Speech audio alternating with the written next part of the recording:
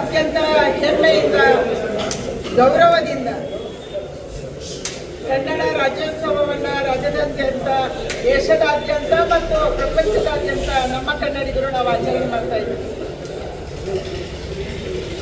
ನಮ್ಮ ಹೆಮ್ಮೆಯ ಕನ್ನಡಿಗರು ದೇಶದ ಮತ್ತು ಪ್ರಪಂಚದ ಹಲವು ಭಾಗದಲ್ಲಿ ಬೇರೆ ಬೇರೆ ಕಾರಣಕ್ಕೆ ಹೋಗಿ ಸೆಟ್ಲ್ ಆಗಿದ್ದಾರೆ. ಅವರೆಲ್ಲರೂ ಕೂಡ ಕನ್ನಡದ ಧ್ವಜವನ್ನು ಇವತ್ತು ಹಾರಿಸ್ತಾ ಇದ್ದಾರೆ. ಕನ್ನಡದ ಈ ಬಾವುಟವೇ ಶುಭದ ಸಂಕೇತ, ಮಂಗಳದ ಸಂಕೇತ. ಇದನ್ನು ಹಾರಿಸೋದು ಕೂಡ ನಮಗೆ, ಧ್ವಜ ಏರಿಸೋದು ನಮಗೆ ಗೌರವ ತರ್ತಾ ಇದೆ. ಕನ್ನಡದ ನೆಲಕ್ಕಾಗಿ, ಕನ್ನಡದ ಭಾಷೆಗಾಗಿ, ಕನ್ನಡದ ಏಕೀಕರಣಕ್ಕಾಗಿ, ಕರ್ನಾಟಕದ ಏಕೀಕರಣಕ್ಕಾಗಿ ಯಾವ ಚೇತನಗಳು ಹಿಂದೆ ಹೋರಾಟವನ್ನ ಮಾಡಿದ್ರು ಅವರೆಲ್ಲರಿಗೂ ಕೂಡ ನಾನು ನಮನವನ್ನು ಸಲ್ಲಿಸ್ತಾ ಇದ್ದೀನಿ.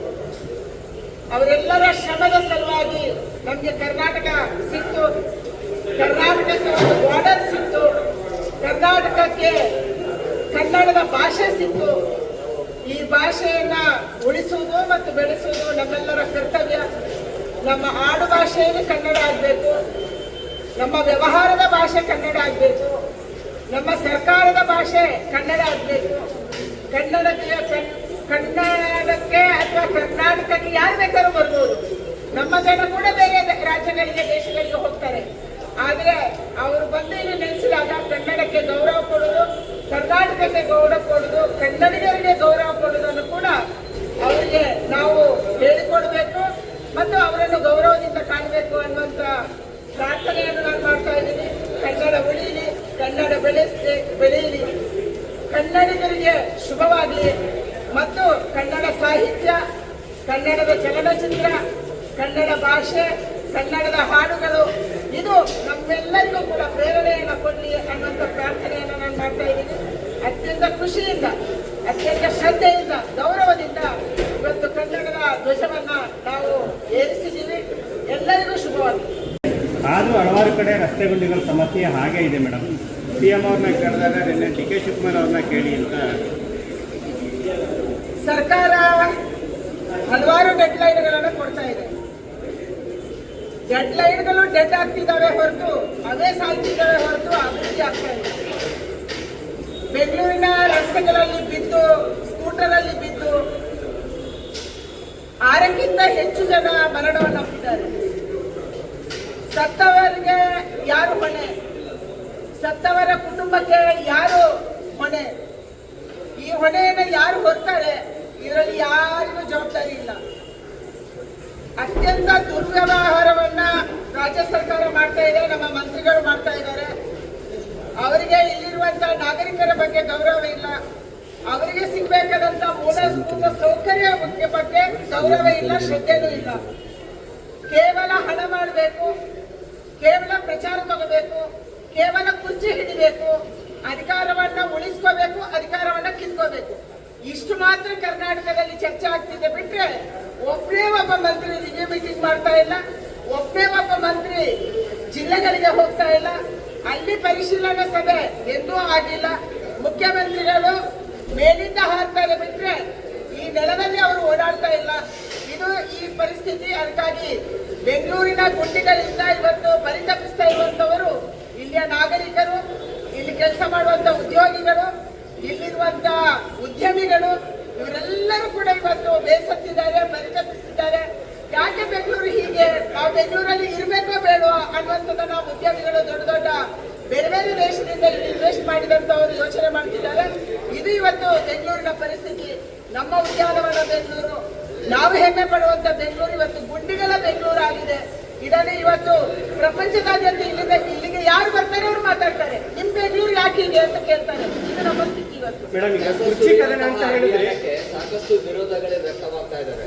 GBAದವರು ಎಲ್ಲಿ ಕಸವನ್ನು ಹಾಕ್ತಾರೆ ಅಂತ ಮನೆಗಳನ್ನ ಹುಡ್ಕೊಂಡು ಹೋಗಿ ಅದೇ ಮನೆ ಮುಂದೆ ದಂಡ ಹಾಕಿ ಕಸ ಸುರಿತಾ ಇದ್ದಾರೆ. ಯಾರು ಪರಿಣಾಮಕಾರಿಯಾಗಿ ಕೆಲಸ ಮಾಡಕ್ಕಾಗಲ್ಲ ಅಂತವರು ಇಂಥ ಎಲ್ಲ ದುಷ್ಕೃತ್ಯಗಳನ್ನ ಮಾಡ್ತಾರೆ.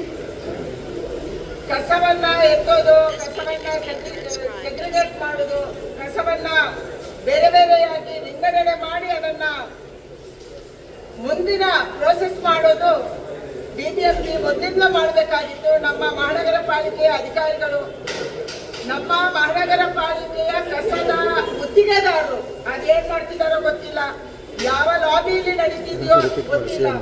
ಈ ಕಾರಣಕ್ಕಾಗಿ ಇವತ್ತು ಬೆಂಗಳೂರಿನ ಎಲ್ಲ ರಸ್ತೆಗಳಿಗೂ ಕೂಡ ಕಸ ಬೀಳ್ತಾ ಇದೆ. ಇವರು ಮಾಡ್ತಾ ಇರೋದು ದೊಡ್ಡ ಗಡಂದಾರಿ ಕೆಲಸ. ಅಂದ್ರೆ ಯಾರಾದ್ರೂ ಕಸ ಬಿಸಾಡಿದ್ರೆ ಅಂದ್ರೆ ಅವರ ಮನೆ ಮುಂದೆ ಹೋಗಿ ಕಸ ಬಿಡಿಸುವುದು, ಇದು ಪರಿಹಾರಣ? ನಾವು ಜವಾಬ್ದಾರಿಯುತ ನಾಗರಿಕರು ಸರಿಯಾದ ಕಸ ವಿಲೇವಾರಿ ಮಾಡಬೇಕು, ಸರಿ ಇದೆ. ಆದ್ರೆ ಅವರ ಮನೆ ಮುಂದೆ ಕಸ ಸುರಿಯುವುದು ಪರಿಹಾರಣ ಅನ್ನುವಂತ ಒಂದು ದೊಡ್ಡ ಪ್ರಶ್ನೆ ಇವತ್ತು ಬೆಂಗಳೂರಲ್ಲಿ ಎದ್ದಿದೆ. ಕಸಕ್ಕೆ ದುಡ್ಡು ಸಂಗ್ರಹ ಮಾಡ್ತಾ ಇದ್ದಾರೆ, ಕಸ ವಿಲೇವಾರಿಗೂ ದುಡ್ಡು ಜಾಸ್ತಿ ಆಯ್ತು. ಸಂಗ್ರಹ ಮಾಡೋದು ಮಾತ್ರ ಅಲ್ಲ, ಅದನ್ನು ಡಬಲ್ ಮಾಡೋದು, ಟ್ರಿಬಲ್ ಮಾಡೋದು ಮಾಡಿದ್ರು. ಆದ್ರೆ ಕಸದ ಸಮಸ್ಯೆಯನ್ನು ಬಗೆಹರಿಸಕ್ಕೆ ಕರ್ನಾಟಕ ರಾಜ್ಯ ಸರ್ಕಾರವೂ ಆಗ್ತಿಲ್ಲ, ಬೆಂಗಳೂರಲ್ಲಿ ಉಸ್ತುವಾರಿ ಹೊತ್ತಂತ ಮಂತ್ರಿಗಳು ಇದರ ಬಗ್ಗೆ ಯೋಚನೆ ಮಾಡ್ತಿಲ್ಲ, ಬೆಂಗಳೂರಿನ ಮಹಾನಗರ ಪಾಲಿಕೆ ಕೂಡ ಇದರ ಬಗ್ಗೆ ಯೋಚನೆ ಮಾಡ್ತಾ ಇದೆ. ಮೇಡಮ್, ಕುರ್ಚಿ ಕದನ ಅಂತ ಹೇಳಿದ್ರಿ, ಎಲ್ಲಿ ಮುಗಿಯೋದು ಮೇಡಮ್? ಕುರ್ಚಿ ಕದನ 20 ಅಥವಾ 26 ಕುರ್ಚಿ ಕದನ ಏನಾದ್ರೂ ಮಾಡ್ಕೊಳ್ಳಿ, ಯಾರು ಕಾಂಗ್ರೆಸ್ ಅಲ್ಲಿ ಯಾರು ಮುಖ್ಯಮಂತ್ರಿ ಆಗ್ತಾರೆ ಇದು ನಮ್ಮ ಪ್ರಶ್ನೆ ಅಲ್ಲ. ನಮ್ಮ ಪ್ರಶ್ನೆ ಇರುವಂತದ್ದು ಕರ್ನಾಟಕದ ಅಭಿವೃದ್ಧಿ ಆಗ್ಬೇಕು, ಕರ್ನಾಟಕಕ್ಕೆ ಸಿಗ್ಬೇಕಾದಂತೆ ನ್ಯಾಯ ಸಿಗ್ಬೇಕು, ಕರ್ನಾಟಕದಲ್ಲಿ ನಮ್ಮ ರಸ್ತೆಯಲ್ಲಿ ಬಿದ್ದಿರುವಂತಹ ಗುಂಡಿಗಳು ಮುಚ್ಚಬೇಕು, ಯಾರು ನೆರೆಯಲ್ಲಿ ತೊಂದರೆಗೊಳಗಾಗಿದ್ದಾರೆ ಅಂತ ರೈತರಿಗೆ ಸಹಾಯಕ್ಕೆ ಬರಬೇಕು. ಯಾರ್ಯಾರು ಇವತ್ತು ಹೆಣ್ಮಕ್ಳ ಅತ್ಯಾಚಾರದ ಬಗ್ಗೆ, ಅನಾಚಾರದ ಬಗ್ಗೆ, ಅವರ ಕಿಡ್ನಾಪಿಂಗ್ ಬಗ್ಗೆ, ನಾಪತ್ತೆ ಆಗುವವರ ಬಗ್ಗೆ ನಾನು ನಿನ್ನೆ ಮಾತಾಡಿದ್ದೆ. ಇವರಿಗೆ ರಕ್ಷಣೆ ಸಿಗಬೇಕು. ನೂರಾರು ಜನ, ಸಾವಿರಾರು ಜನ ಇವತ್ತು ಆತ್ಮಹತ್ಯೆ ಮಾಡ್ಕೊಂತಿದ್ದಾರೆ. ಗುತ್ತಿಗೆದಾರರ ಆತ್ಮಹತ್ಯೆ, ಅಧಿಕಾರಿಗಳ ಆತ್ಮಹತ್ಯೆ, ಯುವಕರ ಆತ್ಮಹತ್ಯೆ, ಮಹಿಳೆಯರ ಆತ್ಮಹತ್ಯೆ, ಮಹಿಳೆಯರ ಮೇಲೆ ಅತ್ಯಾಚಾರ, ಮಹಿಳೆಯರನ್ನ ಎಲ್ಲಿ ಕರ್ಕೊಂಡೋಗಿ ಎಲ್ಲಿ ನಾಪತ್ತೆ ಆದ್ರೂ ಇದರ ಬಗ್ಗೆ 15,000 ಕೇಸ್ ಇದೆ, ಗೊತ್ತಿಲ್ಲ. ಇದರ ಬಗ್ಗೆ ಗಮನ ಕೊಡುವುದನ್ನು ಬಿಟ್ಟು ಬಾಕಿ ಎಲ್ಲವನ್ನೂ ಕಾಂಗ್ರೆಸ್ ಮಾಡ್ತಾ ಇದೆ. ನಿಮ್ಮ ಕುರ್ಚಿಯ ಕಿತ್ತಾಟವನ್ನು ನಿಲ್ಲಿಸಿ ರಾಜ್ಯದ ರಕ್ಷಣೆ ಬಗ್ಗೆ ಮತ್ತು ರಾಜ್ಯದ ಅಭಿವೃದ್ಧಿ ಬಗ್ಗೆ ಗಮನ ಕೊಡಿ. ಇದು ನೀವು ಮಾಡಬೇಕಾಗಿ. ಇವತ್ತು ಕನ್ನಡ ರಾಜ್ಯೋತ್ಸವದ ದಿನ ಆದರೂ ಈ ಶಪಥವನ್ನು ನೀವು ಸ್ವೀಕಾರ ಮಾಡಿ. ಹೆಚ್ಚಿನ ವಿಡಿಯೋಗಳಿಗೆ ಪ್ರತಿಧ್ವನಿ ಯೂಟ್ಯೂಬ್ ಚಾನೆಲ್ ಸಬ್ಸ್ಕ್ರೈಬ್ ಮಾಡಿ, ಬೆಲ್ ಐಕಾನ್ ಕ್ಲಿಕ್ ಮಾಡಿ.